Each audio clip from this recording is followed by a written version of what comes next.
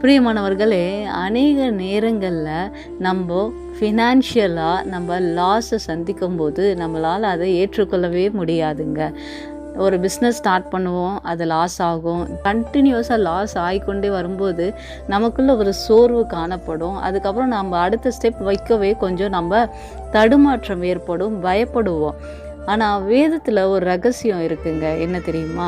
அப்போஸ்தலர் புஸ்தகம் 20வது அதிகாரம் 35வது வசனம் இப்படியாய் சொல்கிறது, வாங்குகிறதை பார்க்கிலும் கொடுக்கிறதே பாக்கியம். பிரியமானவர்களே, நம்ம மற்றவர்களிடமிருந்து வாங்குறதை பார்க்கிலும் கொடுக்கிறதே பாக்கியம் அப்படின்னு சொல்லப்பட்டிருக்கிறது. இது எப்படி சாத்தியம் அப்படின்னு நீங்கள் நினைக்கிறீங்களா?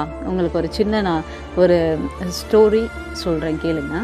ஒரு உண்மை சம்பவம். ஒரு தாயார் வீட்டு வேலை செய்து கொண்டிருந்தாங்க. எத்தனை வீடு அப்படின்னா 4 வீட்டில் போயிட்டு இவங்க அந்த வெசல்ஸ் எல்லாம் வாஷ் பண்ணி, பாத்திரம் எல்லாம் வாஷ் பண்ணிட்டு வருவாங்க. இதுதான் அவங்களுடைய வேலை. இவங்க 4 வீட்டில் போய் வேலை செய்தாங்க அப்படின்னா அவங்களுக்கு மாதம் ஒரு 12,000 ரூபாய் கிடைக்கும். இந்த 12,000 ரூபாய் எடுத்துக்கொண்டு அவங்க என்ன செய்வாங்க நீங்கள் நினைக்கிறீங்க? அவங்க என்ன தெரியுமா செய்தாங்களாம்? இப்போது இந்த 12,000 ரூபாய் எடுத்துக்கொண்டு அவங்க என்ன செய்தாங்க அப்படின்னு சொல்லி பார்த்தோம் என்றால், முதலாவது அவங்க அதில் ஒரு பங்கு எடுத்து ஏழைகளுக்கு உதவுனாங்களாம்.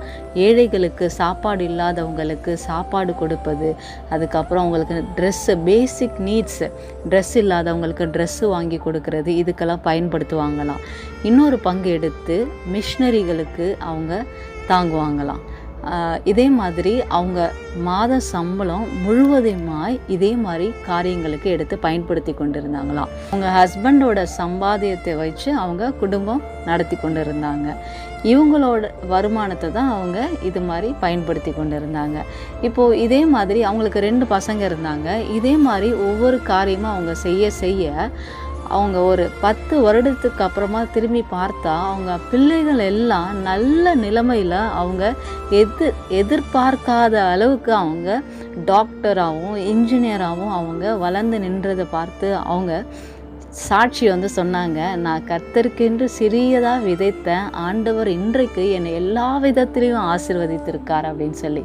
பிரியமானவர்களே, நம்மளும் இதே போல் மற்றவர்கிட்ட இருந்து எப்போ வாங்கலாம் அப்படின்னு சொல்லி நம்ம எதிர்பார்க்காத, நம்ம இருக்கிற அந்த கொஞ்சத்தில் ஆண்டவருக்குன்னு நம்ம விதைக்கும் போது நிறைவு செய்கிற தேவன் எல்லாவற்றையும் அவர் நிறைவாய் ஆசீர்வதிக்க வல்லமையுள்ள தேவன்க. அதனால் பொருளாதார ரீதியாக ஃபினான்ஷியல் லாஸ் உங்களுக்கு இருந்துச்சுன்னா நீங்கள் இதை ட்ரை பண்ணி பாருங்கள். நிச்சயமாய் கர்த்தர் உங்களை ஆசீர்வதிப்பார். ஆமேன். God bless you.